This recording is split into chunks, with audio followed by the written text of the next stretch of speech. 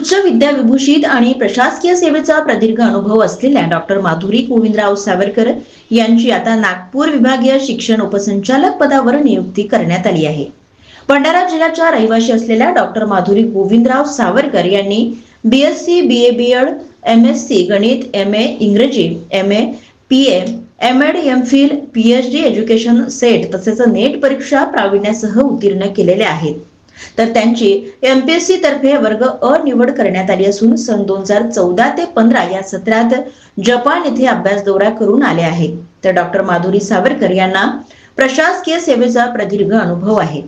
त्या नागपूर येथील SISC च्या संचालक, नागपूर विभागीय माध्यमिक उच्च माध्यमिक बोर्डाच्या सहसचिव, सचिव तसेच बोर्डाचे अध्यक्ष म्हणून काम सांभाळले आहे।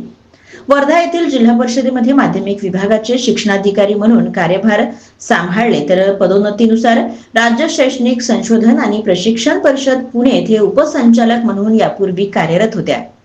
रत्नागिरी येथेही विभागीय बोर्डाचे अध्यक्षपद डॉक्टर माधुरी सावरकर यांनी सांभाळले आहे। तर सध्या बोगस शालार्थ आयडी घोटाळ्याची नागपूर विभागात मोठी चर्चा आहे। तर उपसंचालक उल्हास नरड, उपसंचालक चिंतामण वंजारी यांना बोगस शालार्थ आयडी प्रकरणात अटक झाली असून माजी उपसंचालक सतीश मेंढे यांच्या विरोधात गुन्हा दाखल झाला आहे। तर अद्याप अटक झाली नाही आहे। तर अशा वेळी नागपूर विभागीय शिक्षण उपसंचालक पद कोणताही अधिकारी स्वीकारायला तयार नव्हते। मात्र अत्यंत कर्तव्यदक्ष आणि प्रामाणिक असलेल्या डॉक्टर माधुरी सावरकर यांची शिक्षण संचालकांनी नागपूर विभागीय शिक्षण उपसंचालक पदी नियुक्ती केली आहे।